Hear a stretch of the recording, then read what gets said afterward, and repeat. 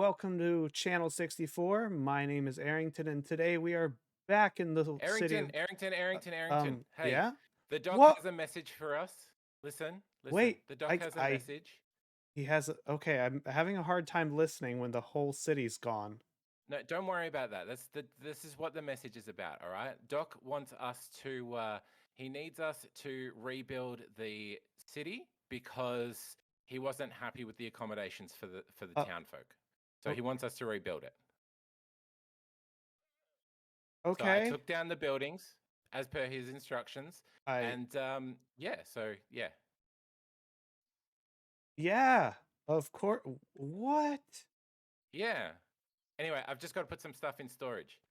That was Uh, good. That was better okay. buying. I think he bought that one. That was good. The city's gone.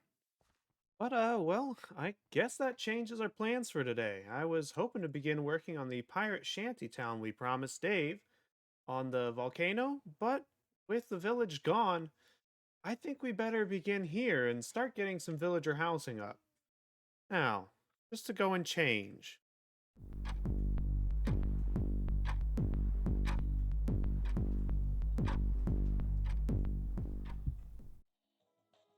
So while we get this village built, I want to let you in on some channel news. I've recently started streaming from time to time.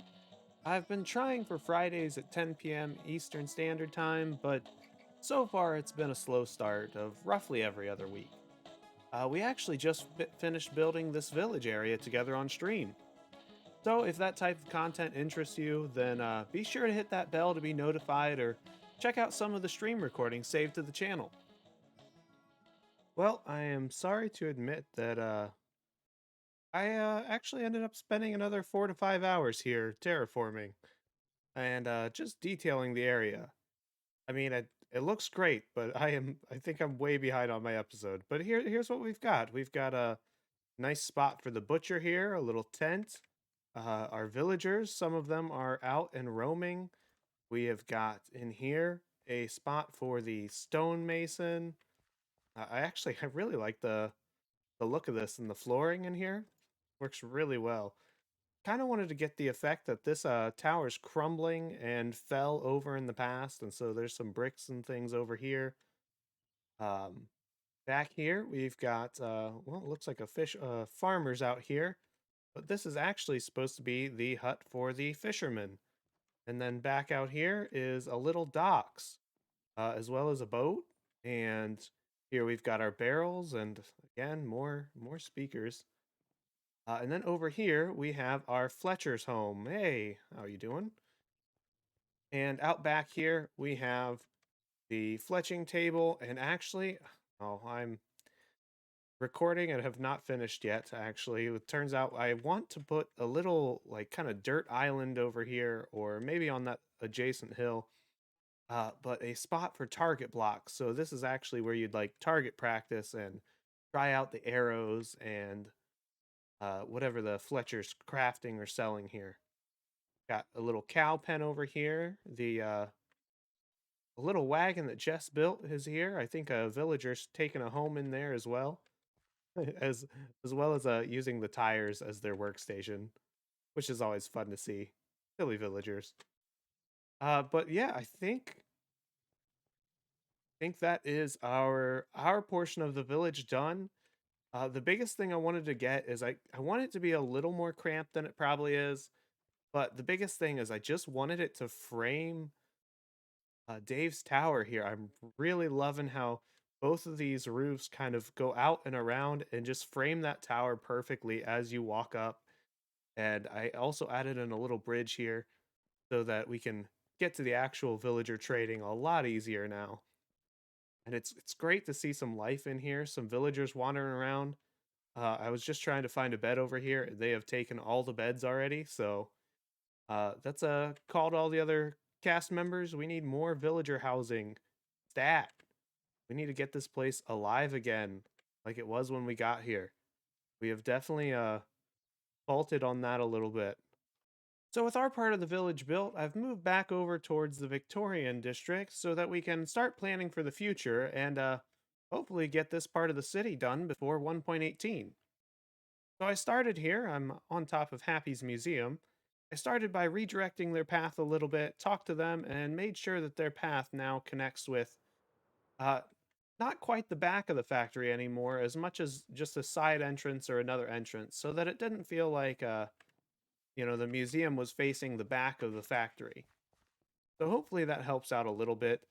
I've added a bridge over here and this whole new city block that we had planned. A few weeks ago, this was just scaffolding, laying out my plans for where I wanted it. And in between episodes, I have put in a bunch of work to not only get this city block here, but get bridges, correct some paths, get some terraforming going. So then I've been working on extending the terraforming we did up around the factory, that swampy, that deep swamp kind of texture, all the way around so that it makes sense why we're building up on platforms, um, as well as kind of goes around the edge of the swamp and into the plains over there. We've got some over here, as well as these drip leaf platforms that if you're good, you can jump across to the different sides. Now with Peeporp's beautiful pub here, I wanted to make sure that we get this block finished as soon as possible. So that's what I want to do today to finish out this episode. But before I get there, we have also added in this beautiful tree here. Again, just extending that terraforming. It starts to taper off here, but I'm wanting to extend all of that around here and continue detailing all the way up into the front so that we start to get a consistent swamp look around here. My favorite part here is I love how this tree frames Happy's fantasy district over there. Looks so good. And this, wow, this pub is gorgeous. We worked together a bit to make sure we could find a good spot to fit it in, and I love how it just adds more depth here. It looks so good, having everything on separate layers all over. It breaks up that formula of city blocks just enough. So I think we'll start over here with the candle shop. Now, we've had a lot of honeycomb overflowing from our bee farm up there that I think is now just off because I had more than I could store. So, I want to build out a little bit of a candle shop here that shows off some of the cool ways you can use candles and is a good place to go get your candles, as well as is the receiving end for our bee farm. So we'll run the hopper line down into this side and back over into our candle shop. So we'll get to work on that and then hopefully be able to give you a tour of what we've got before we plan and build the next building here to finish out the city block.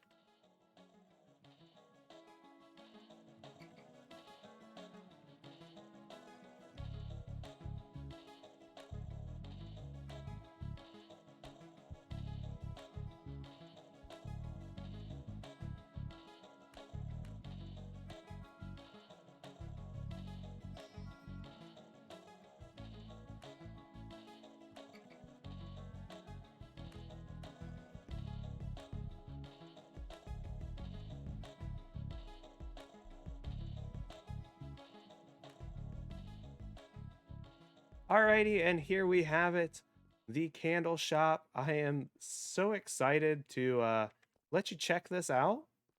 But first, I want to point out that there are some differences you're going to see around here. Um, like for example, the birch tree leaves are yellow, and we've got the better leaves on the extra texture there. There's some differences in the text up here. Little things here and there, and that is because Jess has been working his butt off to get the Channel 64 resource pack ready. So you'll see we now have our guild banners set up at the wood factory, as well as just some other things around the server in general to make things better, as well as to provide for the story. So I'm super excited for that, but with that note out of the way, let's get looking at this build. So here we have Wicked Wax, and that plays a little bit on the Halloween time, as well as the fact that it's a wax with a wick in it, Wicked Wax. So this is our candle shop. I love how the sidewalk, curves around here. The city is starting to come together. It's starting to feel like a real city block. And in here, we have our candle shop. We've got all the examples of some different colors, different ways that you could put a candle, candle stands. Uh, the fence post idea I've got, I guess that probably shouldn't have been lit. I don't know how you unlight candles. We'll have to look into that later. But most importantly, we have redirected our bee farm from probably like episode 3 to over here. So now all of that wax comes over from the bee farm and starts storing itself in here. Now, granted, that farm's been inactive for a long time because we just had more than we needed, but we'll get that set up again and get this start running to fill up with more wax. And up here, of course, we've got some beds. I'm trying to get better about leaving beds everywhere. I've been flying all over to get any beds anytime I needed to sleep. And then, of course, over here, you can make your candles, you can dip the wax. And then this door here will lead into the next side here we've got going. And so we'll explain that here. My idea for this section is we're going to fill this out with a stables, a sort of area for the horses in town. Because as you can see, the horses have just been tied up here since very early in the season. So we're going to put a stables here. Maybe put some dirt, some mud, make it look dirty as it would when you've got horses in and out of here, as well as I think we'll make the upstairs into a bit of a dripstone farm. So we'll get those started and check in with you once it's done.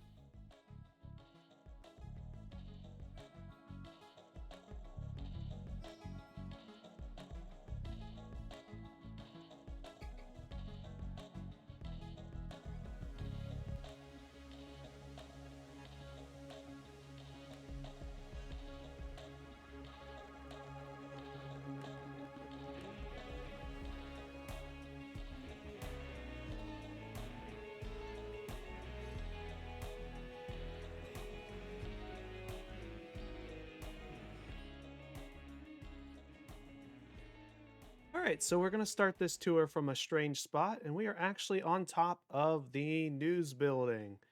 Behind me is the bee farm, and then in front of me, you will see the top of the stables. And I actually had help designing this greenhouse here by Peeporp. Peeporp helped me out with that, and we started with a very pretty, nice line design. But in the end, I actually bone mealed a bunch of it, threw a bunch of bushes down because I'm still leaning towards the idea that this is not a a modern, pretty London, but more of a kind of worn down, dirty, dingy kind of city area. So I wouldn't want, beautiful lush garden up here as much as something that looks like it's worn down, overgrown, and that's the vibe I'm going for here. So we will swoop down here and go in from, actually, not even the front. We're going to start over here back in Wicked Wax and head upstairs to show you the upstairs of the stables. And that is actually a dripstone farm. Now it's manual, there's nothing special in here, no redstone to be seen. But for the amount of dripstone we need, pointed dripstone, I think this will do us pretty well on the server, at least for a while. And then we will head back down and show off the interior of the stables. So down here, we've just got a nice little area, nice dirt floors, as you'd expect inside a horse stables, some stalls, we've got some hay in there, cauldrons. This horse decided to stand on the cauldron. And we've got, hidden lighting, plenty of water, extra hay. And that's about it. Just a basic standard interior for stables. And with that, we've come to the end of yet another episode. Oh, what? Oh, that's weird. That's kind of creepy. That speaker's making some weird noise. What? Hello.